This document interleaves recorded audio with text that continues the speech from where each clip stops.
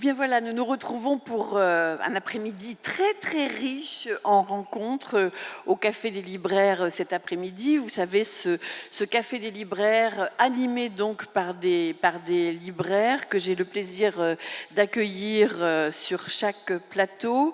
Un endroit où l'on parle essentiellement du dernier livre paru, du dernier livre édité par l'auteur invité. Voilà, il y a à peu près 15, il y a pas à peu près, il y a 15 libraires qui se sont mobilisés pour venir animer chacun des plateaux. Nous avons aussi beaucoup d'interprètes, bien sûr, et je vais vous les présenter dans un instant. Et nous commençons donc cet après-midi qui se terminera à 19h avec Michael Farris Smith, Mackenzie Orsel et Brad Watson. Et j'ai le plaisir d'accueillir Jean-François Delapré, qui est le libraire de la librairie Saint-Christophe, qui se trouve à l'Esnevin, dans le Finistère. Et c'est le deuxième breton avec moi sur ce plateau, que je retrouve toujours avec plaisir, puisqu'il vient tous les ans, depuis le début. Quasiment depuis le début de la création de ce festival America. Et j'adore la manière dont il présente sa librairie. Vous allez voir en toute modestie. C'est quoi, Jeff ? C'est juste la dernière librairie avant le Barnes & Noble de Manhattan à New York. Voilà. Donc, pas de débat vraiment à thème, mais bien sûr, les organisateurs réunissent les auteurs en fonction peut-être de la résonance qu'il peut y avoir entre leurs livres. Mais là n'est pas la question. Nous allons commencer tout de suite avec Michael Farris Smith, dont Fabienne Gondran va assurer la traduction. Et qui va nous parler d'un livre qui s'intitule Nulle part sur la Terre, paru chez Sonatine en août 2017 et qui a été traduit par Pierre Demarty. Alors, je vais vous présenter d'abord l'auteur. Si je dis des bêtises, il a le droit de m'interrompre. Michael Farris Smith vit à Oxford, Mississippi. Après Une pluie sans fin, Nulle part sur la Terre est son deuxième roman. Il a été professeur associé d'anglais au département de langue, littérature et philosophie à l'université du Mississippi à Columbus. Ses voyages en France et en Suisse ont inspiré un premier roman qui ne doit pas être traduit en français, je crois. Encore, son second livre, Une pluie sans fin, est paru en France, a été traduit en France, un récit post-apocalyptique qui a été salué pour l'originalité et l'intensité de sa langue. Et puis suivent Nulle part sur Terre, voilà, dont nous allons parler aujourd'hui, Nulle part sur la Terre, pour dire les choses bien correctement. Je crois qu'il vit à Oxford, Mississippi, avec sa femme et ses deux filles. Et le titre anglais du livre, je crois que c'est La route du désespoir. Et on va peut-être demander tout de suite, parce que Jeff préfère faire le résumé du livre après la lecture. Donc nous allons demander tout de suite à Christine Mathéos de nous rejoindre pour lire la première page. On choisit à chaque fois la première page du livre des auteurs présents pour vous donner un petit peu, entendre un petit peu la musique de ces mots. C'est à vous. Le vieil homme avait presque atteint la frontière de la Louisiane quand il les aperçut, qui marchaient de l'autre côté de la route. La femme avec un sac poubelle jeté sur l'épaule et la fillette derrière elle, traînant les pieds. Il les regarda quand il les dépassa, puis il les regarda dans le rétroviseur et il regarda les autres voitures les ignorer comme de simples panneaux de signalisation. Le soleil était au zénith et le ciel limpide. Et s'il ne savait rien d'elle, il devinait au moins qu'elle devait avoir chaud. Alors, il prit la première sortie, traversa le pont de l'échangeur et reprit l'autoroute I-55 dans l'autre direction, vers le nord. Il les avait vues quelques kilomètres plus tôt et il continua à rouler en se demandant ce qu'elles pouvaient bien fabriquer là. Il espérait qu'elles avaient une foutue bonne raison. Il ralentit en arrivant à leur hauteur. Elle marchait dans l'herbe, la fillette donnant de petites claques sur ses jambes nues et la femme voûtée sous le poids du sac poubelle. Il se déporta sur le bas-côté puis s'arrêta derrière elle, mais ni l'une ni l'autre ne se retournèrent. Alors il coupa le moteur et sortit de la voiture. « Hé !» Elles s'arrêtèrent et le regardèrent, et il vint à leur rencontre. Leurs joues rouges et luisantes de transpiration à cause de la chaleur, et la peau marbrée de coups de soleil sous les mèches de cheveux blonds presque blancs de la petite. La femme et la fillette étaient toutes deux en short et débardeur, et elles avaient les épaules roses et les jambes grêlées d'égratignures et de piqûres d'insectes à force de marcher dans l'herbe drue du bas-côté. La femme laissa glisser son sac poubelle qui heurta le sol dans un bruit mat. « Qu'est-ce que vous faites là ?» demanda le vieil homme. Il rajusta son chapeau et regarda le sac poubelle. « On marche, » dit la femme. Elle le regardait en plissant les yeux comme si c'était le soleil qu'elle avait en face d'elle. Et la petite cacha son visage entre ses mains et écarta les doigts pour l'épier au travers. « Vous avez besoin d'aide ?» « Elle n'a pas l'air bienveillante, » dit-il en hochant la tête vers la gamine. « On essaye de rejoindre le relais routier à Fernwood. Vous connaissez ?»« Oui, je connais. C'est à une 15aine de bornes. »« Vous cherchez quoi là-bas ?»« On est censé retrouver quelqu'un. »« Quelqu'un qui a une voiture ?»« Oui, monsieur. »« Bon, allez, montez. Pas la peine de rester là comme ça, » dit-il en se penchant pour ramasser le sac poubelle. « C'est lourd, » dit la femme. Le vieil homme poussa un grognement en le hissant sur son épaule, et la femme et la fillette lui emboîtèrent le pas. Merci beaucoup, merci Christine Mathéos, qui fait donc partie du Conservatoire d'art dramatique de Vincennes. Et c'est le professeur Laurent Ray qui est là, qui nous a amené tous ces lecteurs pour cette édition. Je crois que tu enchaînes directement sur, mon cher Jeff, sur ce qui vient d'être dit. Oui, parce que Nulle part sur la Terre, c'est quelque part le retour de deux paumés. D'une part, il y a Mabel et sa fille Annalie, dont on vient d'entendre la première page du livre. Et on voit sa mère qui tient dans un sac poubelle toute sa vie. Elle a toute sa vie dans un sac poubelle et sa fille. Et elles marchent toutes les deux sur cette route. Et d'autre part, il y a Russell, qui rentre aussi au pays après 11 ans de prison. Mais c'est un retour où on va constater très vite que le passé, leur passé respectif ne s'excuse pas, et que si les questions de rédemption aussi dans ce roman, il va falloir payer le prix. Aussi, ma première question, c'était ça. Cette image de Mabel et Annalie sur la route, est-ce que c'est cette image qui s'est imposée à vous pour débuter l'écriture du roman ?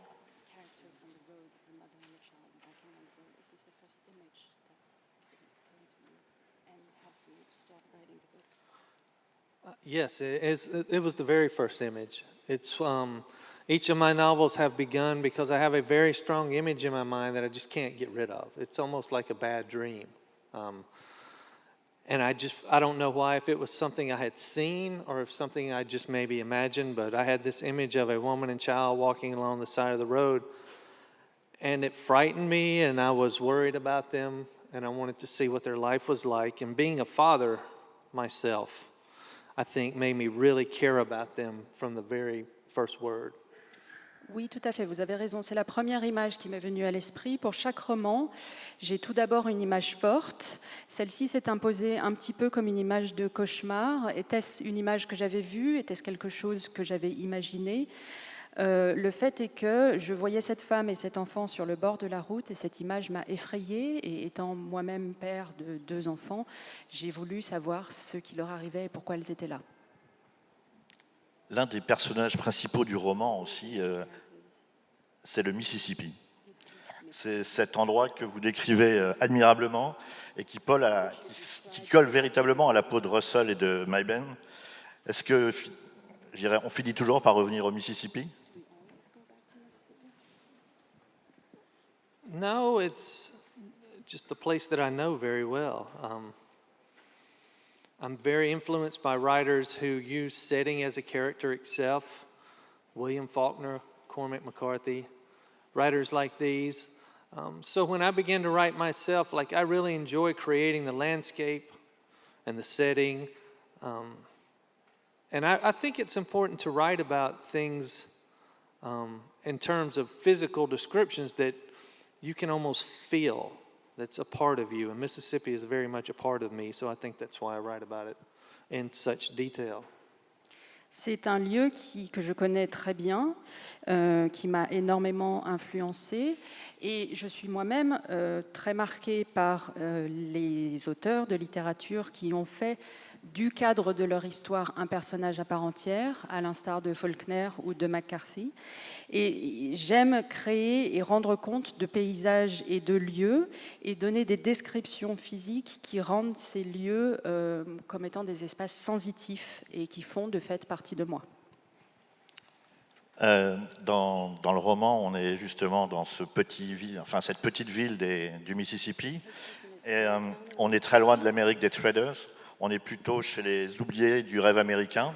Est-ce que c'est aussi quelque chose que vous vouliez montrer dans le roman?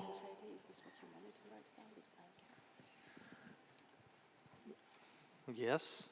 I mean, the stories that are interesting to me are stories of people or characters who are already in a very tough situation, in a very bad spot. Desperate people do desperate things, and those are very interesting stories to me. They're complex. I think they are about the spirit and the soul as much as anything. If I have an emotional attachment to a character in the beginning, then I feel like that's almost like my light telling me this is a story you need to write. And I think people in very bad and rough situations have my empathy, so maybe that's why I write about them. Alors, est-ce que j'écris sur les laissés pour compte ? Probablement. Ce qui m'intéresse dans les histoires, ce sont les gens, les personnages qui sont en mauvaise posture, qui se retrouvent dans de mauvais draps, parce que les gens désespérés commettent des gestes désespérés. Et leur âme, leur esprit, ce qui est à l'œuvre, et toute la complexité à l'œuvre, crée entre eux et moi un attachement qui est très très fort et guide mon écriture. Et c'est justement ces principaux personnages que sont Mabel et Russell. Il y a chez eux, il y a une très très grande part d'humanité. Et puis, il y a même un misérable connard qui s'appelle Larry, qui est absolument un type insupportable, qui est d'une violence extrême. Et ben même ce type-là, il y a un moment où vous arrivez à lui donner une part d'ange, je dirais, quand il va assister à la partie de baseball de son fils. À ce moment-là, on arrive à lui trouver des excuses à ce qu'il fait. That is a great compliment. When someone tells you, even the bad guy or the worst person, you've created someone that you can feel sympathy for in a moment. Something I learned about writing novels, several years ago, was that every character that enters your novel, you have to treat like a real person. And no one is good all the time. No one is bad all the time. In our lives, it's very complex. We change from moment to moment. So I try to treat every character, whether they are the center of the novel or whether they are the character who is causing the trouble. Try to create them, with their own spirit, with their own complexities, with their own nature, and hopefully, and thankfully, it comes off as being a very real person that you can feel sympathy for, even in some very bad moments. C'est un grand compliment que vous me faites là. Quand le personnage qui est le méchant, qui est le pire de tous, on arrive à ressentir pour lui de la compassion.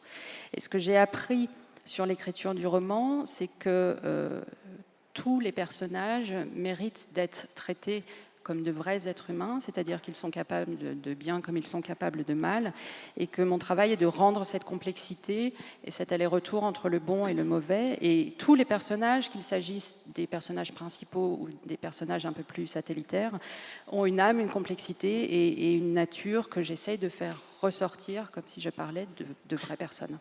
And maybe part of that is as a kid, when I watch movies, I always pull for the bad guy.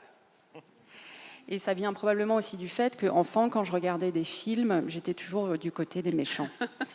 Mais on sent à quel point vous avez de la tendresse pour tous vos personnages. Ça, c'est extrêmement frappant. Et cette tendresse, en tant que lecteur, on la ressent aussi.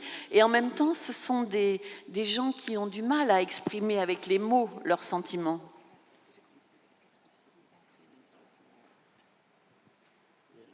Ils sont, on dirait chez nous, taiseux. I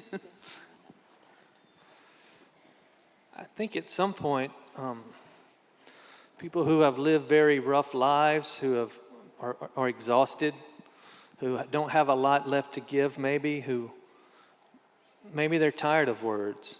I think being poor is very hard, and I think being downtrodden, can you translate the word downtrodden? Is very difficult, and perhaps there is exhaustion. They say what they need to say to keep going, to make it from one moment to the next. When I read, the dialogue that has the most impact on me is the dialogue that just, when you say what needs to be said in that moment without any of the extra,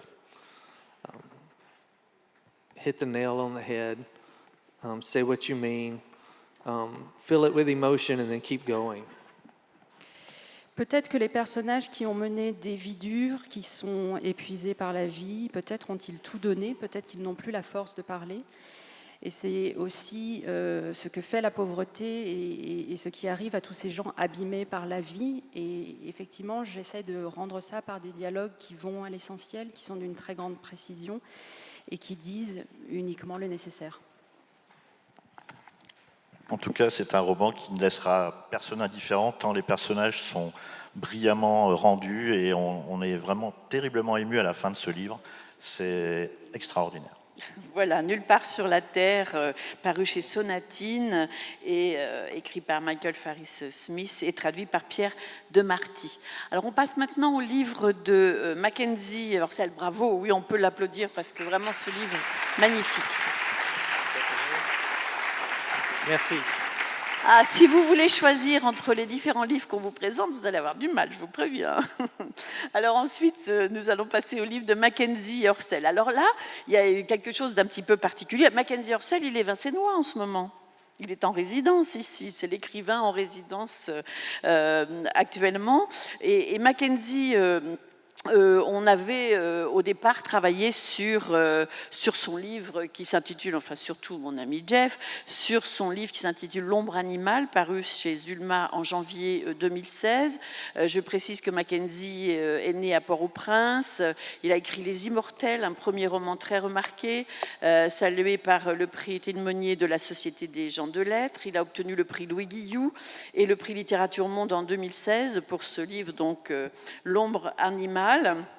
Et donc, on pensait parler de ce livre-là, et en fait, on ne va pas vous en parler beaucoup, mais pour vous donner quand même un peu une idée de ce dont il parle, on va, et puis parce que le travail a été fait sur ce livre, on va demander à Annabelle Valverde de venir nous lire un extrait de L'ombre animale, et puis après, on va parler de son livre qui vient de sortir. Non, il n'est même pas sorti, il n'est pas en librairie, sauf ici à Vincennes. Vous pouvez le trouver. Il s'intitule Maître Minuit et on va en parler dans un instant. Puis tu nous liras un petit extrait, Mackenzie. Hein? Alors on écoute la lecture de L'ombre animale par Annabelle Valverde. Je suis le rare cadavre ici qui n'a pas été tué par un coup de magie, un coup de machette dans la nuque ou une expédition vaudou. Il n'y aura pas d'enquête, de présédigitation policière, de suspense à couper le souffle, comme dans les films et les romans. Et je te le dis tout de suite, je suis morte de ma belle mort. C'était l'heure de m'en aller, c'est tout. Et maintenant que je ne suis plus de ton monde, où l'on monopolise tout, les chances, la parole, l'amour, le pouvoir, et que j'ai enfin droit à la parole, à un peu d'existence, je vais parler, parler, parler sans arrêt, laisser mes mots voguer, aller au-delà de leurs limites.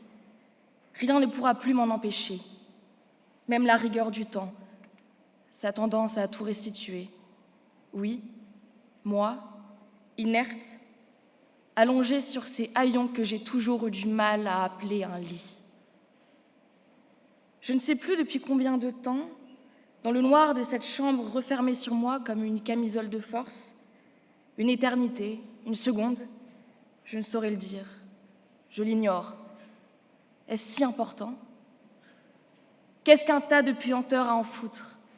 Et puis, il vaut mieux ne rien savoir, ne pas chercher à expliquer. Voilà pourquoi, et peut-être pour d'autres raisons qui peuvent paraître plus évidentes qu'elles ne le sont vraiment, j'ai choisi de te parler à toi et à personne d'autre. Parce que je n'aurai pas besoin d'expliquer, de clarifier, me fatiguer à mettre des points sur des i. Tu ne demandes, n'aspires à rien. Tu ne fais qu'écouter pendant que moi je radote. Comme a dit l'autre, là où on enterre un cadavre ne revivra qu'une herbe drue. Je n'ai jamais douté qu'une vie puisse passer aussi vite que l'éclair. Hier encore, j'étais la petite fille à qui on disait qu'elle était le porté craché de sa mère, et ça me faisait chier. N'aurais-je pas pu être celui d'une autre, d'une branche inconnue perdue dans le labyrinthe de l'arbre généalogique? C'était pas faux en plus. Nous deux ensemble, on aurait dit la même personne. Tu n'en reviendrais pas que deux êtres puissent à un tel point se ressembler, même si, au fond, et ça j'en étais absolument certaine, c'était le jour et la nuit. Merci beaucoup. Merci Annabelle. Voilà. Donc l'une des voix que l'on entend dans ce livre, L'ombre animale, dans lequel il y a toi, avec une majuscule au T, bonne à tout subir et à tout faire, Mackenzie, tiens, c'est bizarre, en père pire que maudit, Orcel, tiens, c'est bizarre, le frère mutique posté devant la mer, l'envoyé de Dieu et ses bacchanales infernales, et puis les loups qui rôdent en mauvais anges expropriateurs. Mais je vous l'ai dit, en avant-première, ici, à America, nous avons reçu, alors, il y a quelques jours, Lundi. Maître Minuit, qui est le nouveau livre de Mackenzie. Et moi, j'ai commencé à le lire, mais Jeff, je sais que toi, tu l'as lu jusqu'au bout. Et on était d'accord sur un point pour dire que Mackenzie, il est en train de... C'est un livre extraordinaire. Dans tous les sens du terme, parce que faut toujours... Je me suis toujours dit, avec les Haïtiens, ils mettent toujours un peu de vaudou dans leurs livres. Il faut faire attention de ne pas se faire attraper. Mais... là encore, je pense que c'est vrai que depuis Les Immortels, moi, je suis le travail de Mackenzie, et là je pense que c'est encore un niveau encore plus exceptionnel, franchement, je me permets de vous le dire, où c'est toujours évidemment l'histoire de Haïti quelque part, puisque c'est quelque chose qui est collé à sa peau et à son envie et à ses mots, mais c'est un livre qui va nous raconter Haïti au travers d'un personnage assez mythique, qui va s'appeler Poto. Et on va le découvrir juste dans la première ligne, parce qu'on va savoir très vite que c'est... Qui est ce Poto? Je lis un extrait. Ouais. Ouais. Je viens de me réveiller en sursaut, comme d'un cauchemar qui a trop duré, pris d'assaut tous mes sens. J'ai l'impression de tomber. Je dois faire un effort pour remonter à la surface, renouer avec le réel. Mais mon esprit tourne à vide, à moitié conscient. J'essaye de bouger. Une douleur intense me saisit de la plante des pieds à la poitrine, telles des milliers de piqûres d'abeilles. Au fur et à mesure, je découvre ce qui m'entoure. Je suis à l'hôpital général. La chambre est étroite, ça schlingue, il fait chaud, mes vêtements sont trempés. Les écoulements de sang ne sont pas tout à fait empêchés par les pansements. J'ai un bras sous perfusion, l'autre est menotté au fer du lit. Mes pieds dépassent. Des dizaines de corps sont affalés pêle-mêle sur des matelas crevés, sur des civières ou à même le sol crade, jonché de chiffons sanguinolents et couverts de mouches. D'autres suivent. Ça déferle jour et nuit, une marée humaine. On dirait que c'est tout le pays qui est frappé par une sale épidémie. Depuis des mois, des années, les médecins observent une grève manche longue. Ils ne veulent plus continuer à travailler dans ce bordel. Tout manque. Des intrants pharmaceutiques, des lits, des tubes à oxygène, des seringues, des bistouris, etc. Le patient doit tout se procurer lui-même. Les services d'urgence et de maternité, entre autres, sont fermés. Des femmes accouchent dans les couloirs à même le ciment. J'entends les cris des nouveau-nés. Des gens crèvent, ce qui s'appelle crever dans la honte la plus totale. Le liquide marron qui coule dans les caniveaux à l'entrée principale du bâtiment, c'est la sauce des corps en décomposition dans la morgue sans climatiseur. Sous la dictature, on disait le dépotoir pour parler de l'hôpital général. Aujourd'hui encore, ça reste un des endroits en Haïti où la mort a le plus de clients. Un docteur arrive, cria une voix depuis une autre salle. Il est grand, beau, dans une blouse impeccable, stéthoscope autour du cou, chaussures noires bien cirées, une allure mêlant fierté et suffisance. Dieu lui-même descendu sur terre. Il se dépêche, on est sauvé. En attendant cela, les patients, hommes, femmes et enfants, se mettent tous à chouiner, implorer la miséricorde, pitié, on meurt ici. Mais arrêtez de pleurnicher, retentit une autre voix. Ça ne sert à rien. Il n'y a pas de médecin. On est le 1er avril. On vous a fait un canular. Certains patients trouvent ça marrant, pleurent de rire. D'autres, considérant ce qui vient de se passer comme un manque d'égard pour leur détresse, piquent une colère. Lessive d'un flot de jurements bien senti, le petit con, le sans conscience qui a fait ça, avant de regagner chacun sa solitude. Tout redevient plat, le temps s'enroule moisi dans son jus et c'est répugnant. Sur le grabat à ma gauche, il y a un homme plâtré des 2 jambes. De sa tête bandée, on voit que ses yeux pleins de colère et ses lèvres tremblantes. Les blessés étaient trop nombreux, disait-il. Le temps qu'on ait fini avec une urgence pour passer à une autre, c'était trop tard. Foutaise. Ils l'ont laissé mourir, ma femme. Ils l'ont tué. Qu'est-ce que je vais devenir? On va s'arrêter là peut-être, Mackenzie, parce que moi, on t'entendrait bien lire tout le livre. Hein. Je suis une machine. Très bien. C'est vrai que ce qui est important, c'est d'entendre le phrasé du livre, parce que ça va être comme ça pendant tout le livre. Il n'y a pas de majuscule, par exemple, d'ailleurs, sur les débuts de phrases. Il n'y a pas de après les points. Et c'est parce qu'il y a un phrasé, parce que celui qui raconte, là, c'est Poteau. Et j'ai envie de dire que Poteau, justement, il porte bien son nom, parce que quelque part, c'est le tronc du livre. Et autour, il va y avoir des tas de branches. Sa mère, qui sera une des branches du livre. Moi, cet homme pour lequel il va travailler, cet homme qui va devenir une sorte de chef de la milice. Oui, dans l'autre livre, je disais il y avait toi avec une majuscule. Là, il y a moi avec une majuscule Voilà. aussi.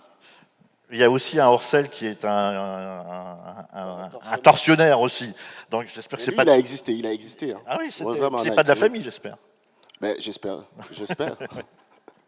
Et en fait, voilà, c'est un chant choral avec Poteau qui est là, qu'on va suivre de sa jeunesse, avec sa mère au début, sa mère qui a plutôt tendance à sniffer de la colle et qui part comme ça parfois dans les rues en hurlant, et lui qui court derrière en essayant de rattraper sa mère. Après, on va suivre aussi. Il y a des personnages. Moi, ce qui m'a surtout frappé, c'est que Poteau, ce qui est important pour lui, c'est tous les personnages de femmes qui gravitent autour de lui. Il va grandir par les femmes, par Grande Julienne, plus que par sa mère d'ailleurs, parce que sa mère, il va la perdre quelque part. Et vous ne pensez pas que vous l'avez conçu comme ça? Est-ce que ça vous a apparu que ces personnages de femmes étaient très importants? Oui, bien sûr. Moi, j'ai grandi avec une femme et dans le quartier, il n'y avait que des femmes. Les hommes sont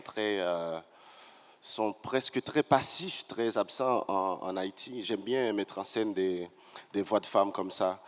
Et dans ce livre, c'est vrai qu'il y a beaucoup de choses. Il y a beaucoup d'histoires. Il y a les souvenirs de cette femme, les souvenirs de Marie-Élita Desmostènes-Laguerre, la mère supposée de Poteau. Mais il y a 2 choses qui cadrent tout le livre. C'est d'abord l'époque. J'ai raconté dans ce livre 70 ans d'histoire. 70 ans d'histoire. Poteau serait né dans les années 50 en Haïti. Duvalier, le dictateur, est arrivé en 57. Et le fils est parti en exil en 86. Et Poteau a traversé toute cette période. Et cette période est racontée dans le livre à travers les souvenirs de sa mère. Et aussi, ce qu'il faut dire, c'est que Poteau, il est dessinateur. Tout le livre, enfin, presque toute l'histoire, c'est les dessins de Poteau qu'on lit. enfin, le roman, enfin, j'essaie de raconter, de vous donner à lire les dessins de Poteau. Et c'est des dessins qui mettent en scène la dictature, qui nous donnent à voir la solitude, l'isolement, les persécutions et les exécutions de masse, tout ça. Donc il y a cette période, cette toile de fond, ce décor politique, social, économique du pays, et aussi Poteau. Qui, lui, navigue dans tout ça. Voilà, il navigue dans tout ça, et je me suis posé la question au début du livre. Cet enfant qui a été volé à l'hôpital, à la maternité de l'hôpital général par une femme qui va l'utiliser après sur les places publiques et à Port-au-Prince, et dans tous les endroits, dans les quartiers riches, les quartiers pauvres, pour pouvoir gagner sa vie. Elle a utilisé Poteau comme appât et pour soutirer des sous aux passants. Et cet enfant, je me suis donné pour mission de le faire grandir. Je me suis dit, il doit grandir. Je veux qu'il aille très loin dans sa vie. Et il va très loin parce qu'il va en fait, à chaque fois qu'on le voit, qu'on voit grandir justement, quand il devient un adolescent, puis ensuite un adulte, il va rentrer justement dans cette histoire d'Haïti. Puisqu'il va être confronté au tonton Macoute, il va être confronté justement... Papa à vie. Ah. Enfin, bon, non, vas-y. Ouais, il apprend tout. Il apprend tout en marchant, et à travers ses rencontres, et à travers ses rêves, parce qu'il rêve beaucoup aussi. Et puis, on suit Poteau dans une ville complètement délabrée, une ville extrêmement violente, avec les tontons Macoute. Et puis après, ce semblant de démocratie à l'américaine, après les transitions démocratiques, Poteau traverse tout ça avec son sac à dos rempli de ses dessins. Oui. Et ce même Poteau, cet enfant volé à l'hôpital général, va devenir très célèbre. Et c'est là où c'est étonnant, justement. Ces dessins vont être publiés, il va devenir célèbre, et quelque part, il va s'encrouter un peu. Et après, il va se faire kidnapper, enfermer. Et alors là, je ne vous dis pas... Non, il ne faut pas tout raconter. Non, on ne peut pas raconter. On peut juste quand même raconter que, déjà, l'enlèvement par ces deux ridicules... En fait, à l'époque, il est déjà bien adulte, et même à la limite d'être vieux, et il se fait kidnapper, parce qu'en fait, il y a le Kong haïtien qui, lui, veut qu'on lui amène des enfants pour faire des échanges d'organes, et ces deux imbéciles n'ont d'autres... Ils vont kidnapper Poteau, lui qui a sa 50 ou soixantaine. Alors quand il l'amène devant le Kong haïtien, c'est d'une drôlerie, parce qu'on rit également beaucoup dans le livre. Ouais. C'est étonnant. Ouais. Et il faut dire qui est Maître Minuit, puisque tu le dis à la page 24. Enfin, Poteau, ce personnage très courageux, c'est, si on veut, un visage métaphorique, une image métaphorique du Maître Minuit, et qui appartient à la légende vaudou, populaire, collective. Le Maître Minuit, c'est un personnage hyper grand qui sort toutes les nuits, mais à minuit pile. Il traverse des villes de 3 pas. Il peut relier Lyon à Paris, Paris à Lisbonne. Donc il marche tout le temps. Il ne s'arrête jamais. Et mon Poteau, c'est Maître Minuit, qui ne s'arrête jamais, qui marche, qui avance, quoi qu'il arrive. Et qui va traverser justement toutes ces 70 ans de la vie d'haïtienne, parce qu'à la fin, c'est vrai qu'on le voit en personnage âgé, et qui est... Et en fait, c'est la boucle est bouclée, parce qu'on revient au début du livre. Oui, parce qu'après, à la fin, j'ai mis une petite phrase qui illustre bien... tu peux la dire. Cette rencontre. Jusqu'où va le mystérieux Maître Minuit? Qu'est-ce qu'il attend de l'autre côté de ces nuits? Sera-t-il contraint de s'arrêter un jour? On aurait pu se poser les mêmes questions au sujet de Poteau. À un moment donné, au bout de toute traversée, non seulement il n'y a plus personne, mais il n'y a plus de chemin, plus rien. Il doit y avoir une limite, même à l'infini. Voilà, c'est juste éblouissant. Oui. Je pense que là, vraiment, vous avez la chance de l'avoir en avant-première ici et de pouvoir le faire signer par Mackenzie. Je pense qu'il faut, vraiment en profiter. Et c'est marrant parce qu'en fait, dans ce livre, tu as dessiné avec des mots. C'est ça, en fait. Ouais, en fait, j'ai raconté les dessins de Poteau. Parce que moi, je ne sais pas dessiner. Avec des mots, voilà. Les dessins sont magnifiques. Oui. Merci. Alors, maintenant, on va découvrir le livre de Brad Watson. Bravo, oui.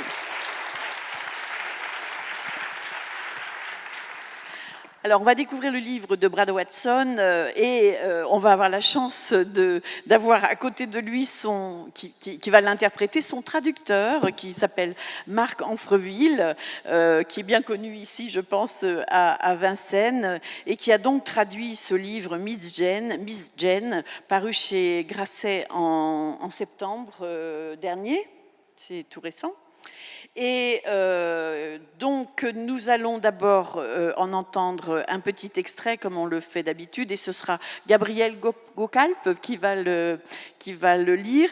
Auparavant, je vous présente succinctement Brad Watson, parce que je ne sais pas grand-chose de lui. Je sais simplement qu'il devient écrivain après avoir exercé de nombreux métiers, qu'il est auteur de nouvelles, qu'il a été finaliste du National Book Award pour son premier roman Le Paradis perdu de Mercury, et qu'il enseigne l'écriture créative à l'université du Wyoming.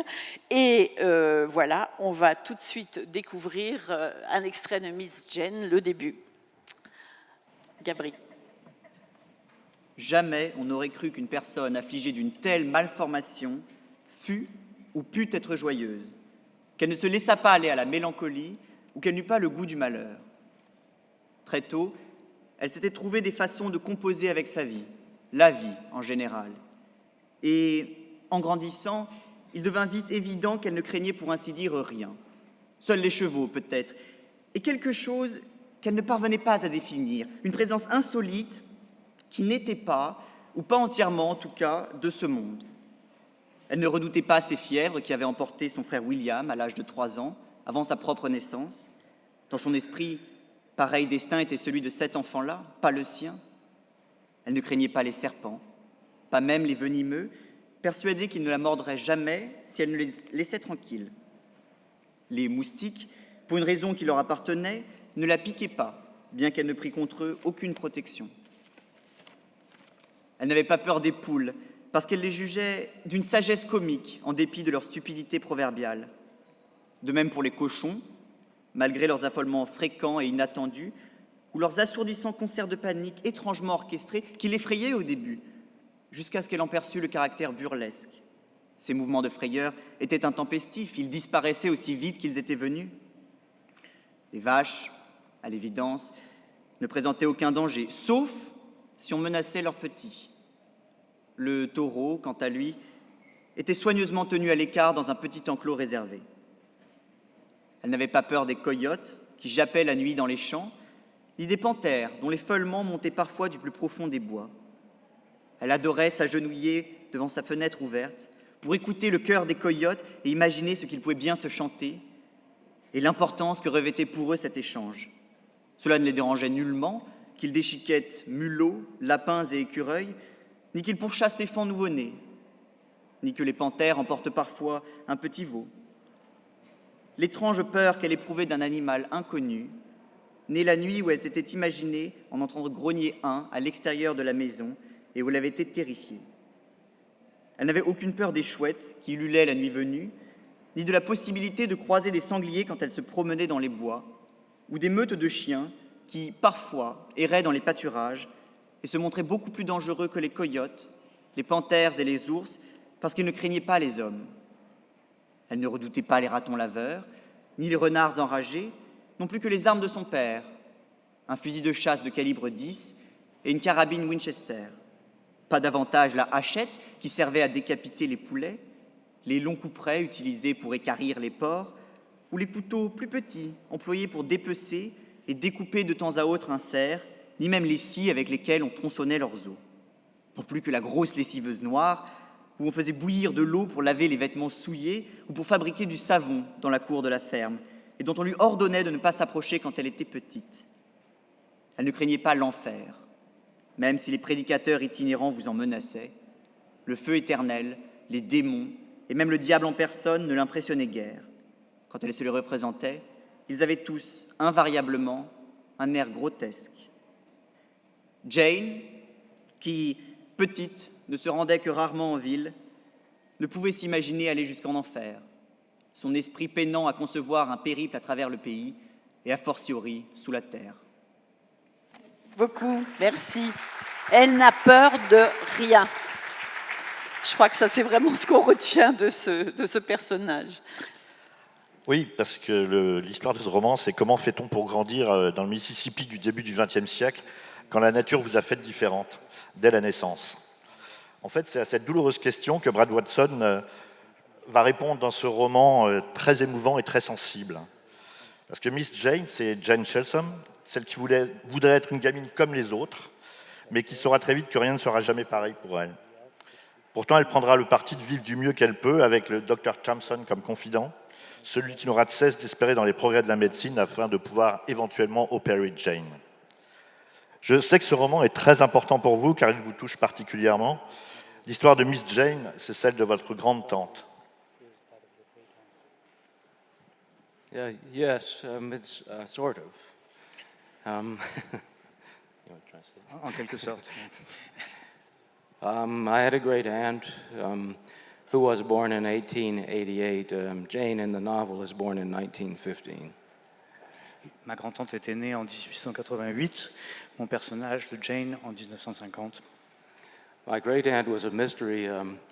I discovered her through. I saw her only once when I was a small child, and then there were photographs of her still in my mother's house.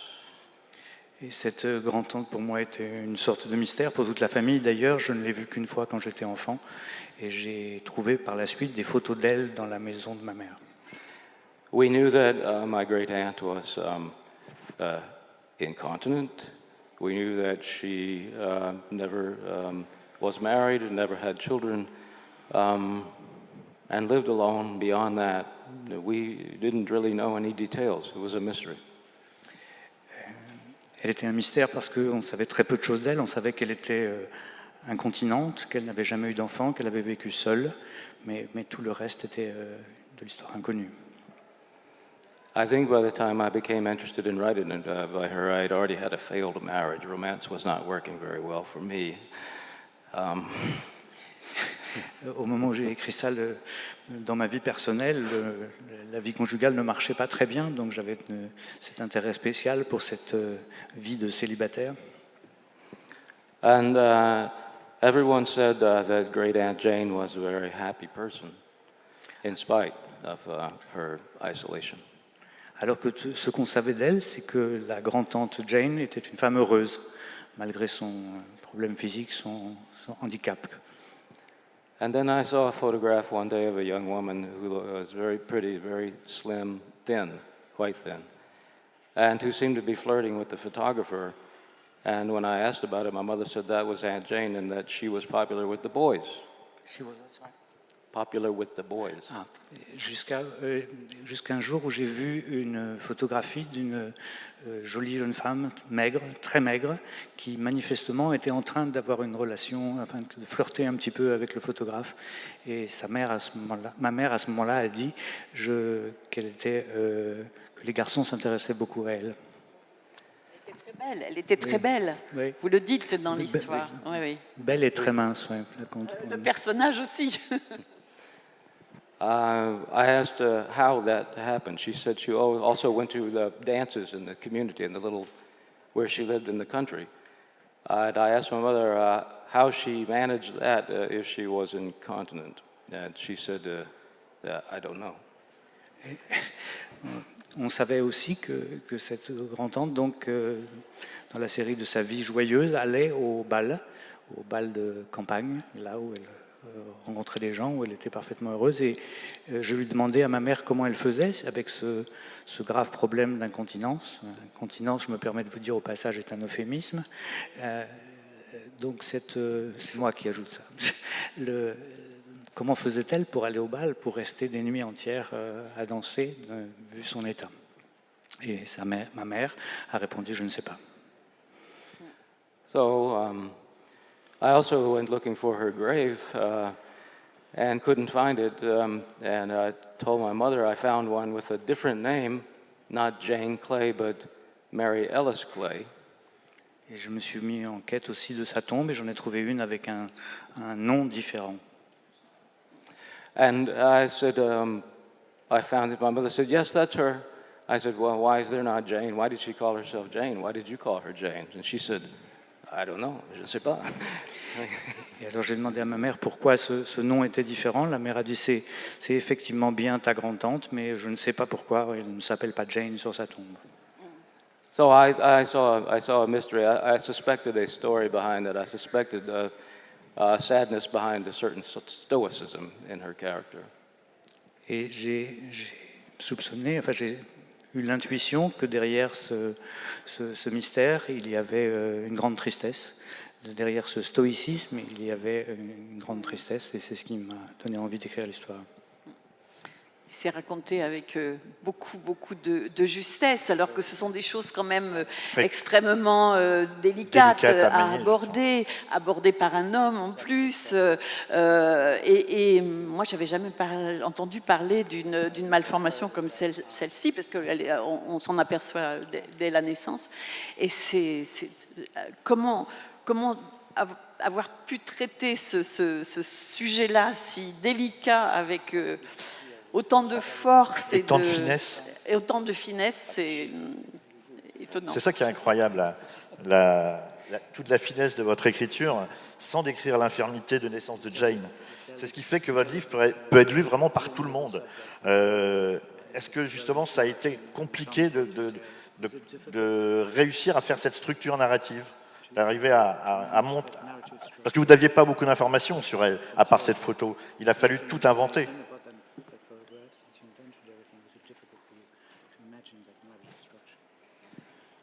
Yes, it took a while to figure it out. I searched a long time before finding a condition that was plausible to match with my great aunt, because we had no medical records. No one alive knew what her condition actually was. Oui, ça a pris du temps, ça a été assez difficile parce qu'effectivement nous avions très peu de renseignements, très peu d'informations, aucun dossier médical, et donc il a fallu peu à peu deviner de quoi il était question. When I found one that seemed right, it seemed reasonable, and then I studied it as best I could, and I decided in the long term to reveal it gradually in the book at about the rate that Jane character would be able to understand it herself.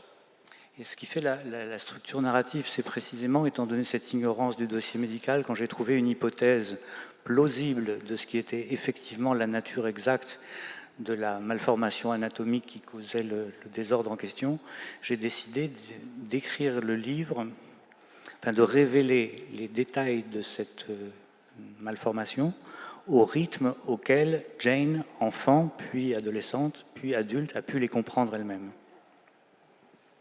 D'ailleurs, il y a un autre personnage très important dans le roman, c'est le docteur Thompson, celui qui va accoucher la mère de Jane et qui va se rendre compte tout de suite dès la naissance de cette malformation, et qui, on va avoir les lettres que ce docteur écrit à un autre de ses collègues dans une grande université pour lui expliquer le problème de Jane, et on va suivre comme ça les progrès de la médecine, et aussi on va voir Jane grandir, et on va voir que les lettres aussi donnent de l'espoir. Et c'est vrai que ce personnage, comment est né ce personnage justement? He's a well-educated physician who decides to be an old-fashioned country doctor, making house calls. He is married to a kind of socialite who is unhappy with that life.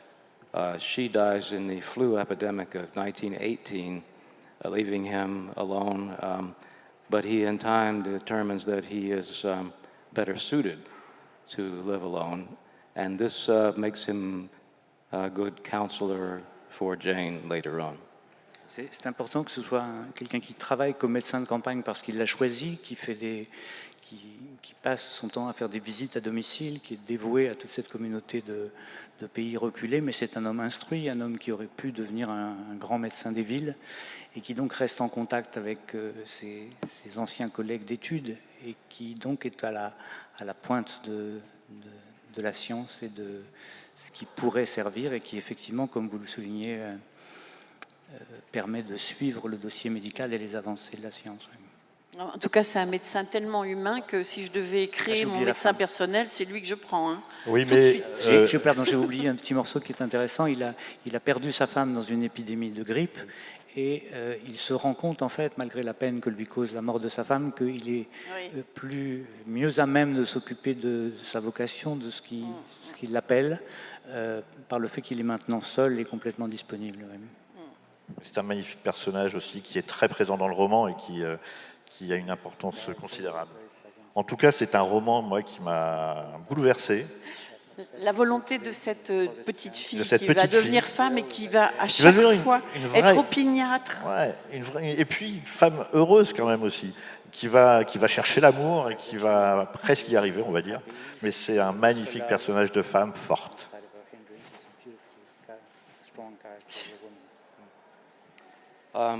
Yes, I saw her that way, and also the mystery of my aunt, great aunt, being someone who seemed cheerful to other members of the family, and yet my sense that there must have been a sadness that she had to live with and learn to abide was, I think, at work when I worked on when I finally found my character in Jane Chisholm.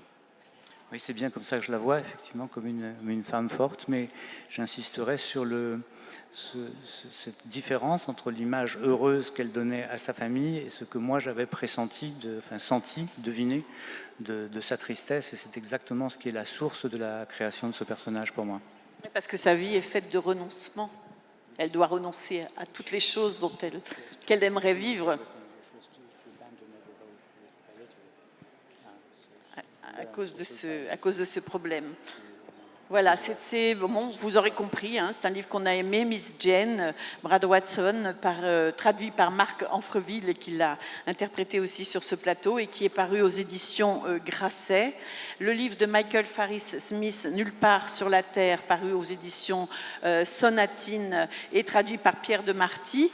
Et puis le livre de Mackenzie Orsel, traduit par lui-même, si j'ose dire, qui s'intitule Maître Minuit, et qui est paru chez Ulma. Et si vous ne connaissez pas L'ombre animale, bien sûr, il faut aussi le découvrir dans la même édition. Merci à vous tous d'être passés sur ce plateau. Merci pour vos beaux livres.